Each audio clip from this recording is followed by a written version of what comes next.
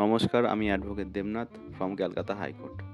Doctor Anita বনাম ইন্দ্রেশ গোপাল কোহেলি মামলায় supreme court জানিয়েছেন যে হাইকোর্ট অফ উত্তরাখণ্ড ভুল করেছেন যে শুধু স্বামীর কথার ভিত্তিতে বিবাহ বিচ্ছেদ দিয়েছে। এইখানে high court of Uttarakhand under section 13 of the Hindu Marriage Act 1955 আন্ডারে অন দ্য গ্রাউন্ড অফ ক্রুয়েলটির হাজব্যান্ডকে বিবাহ বিচ্ছেদের রায়ে in favour of the husband বিবাহ বিচ্ছেদ রায় দিয়েছেন। কিন্তু সুপ্রিম কোর্ট দেখেছেন যে কোনো বিবাহ বিচ্ছেদ রায় দেওয়ার আগে কিছু গুরুত্বপূর্ণ প্রশ্নগুলিও ফলো করতে হয় এবং সেই প্রশ্নগুলো হাইকোর্ট অফ উত্তরাখণ্ড ফলো করেনি। হাইকোর্টের প্রথমে এটি নির্ধারণ করা অপরিহার্য ছিল যে স্ত্রী কি সত্যি বাড়ি ছেড়েছিলেন নাকি তাকে বের করে দেওয়া হয়েছিল। এটা হাইকোর্ট অফ উত্তরাখণ্ড যাচাই করেনি।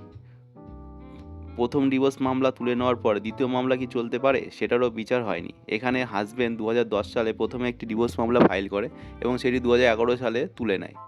তার জন্য সুপ্রিম কোর্ট এখানে অবজার্ভ করেছে যে প্রথম ডিভোর্স মামলা তুলে নেওয়ার পর দ্বিতীয় মামলা কি চলতে পারে। এমনকি সন্তানের দায়িত্ব স্ত্রীকে ঘরে ফিরতে না দেওয়া আর যত্ন না নেওয়ার অভিযোগগুলো খতিয়ে দেখা হয়নি। তাই সুপ্রিম কোর্ট বলেছে শুধু আলাদা থাকলেই সম্পর্ক ভেঙে গেছে বলা যায় না, কে দায়ী সেটা প্রমাণ চাই। এই কারণে পুরো মামলাটি আবার নতুন করে শুনানি করতে হাইকোর্ট অফ উত্তরাখণ্ড নৈনিতালের কাছে পাঠানো হয়েছে।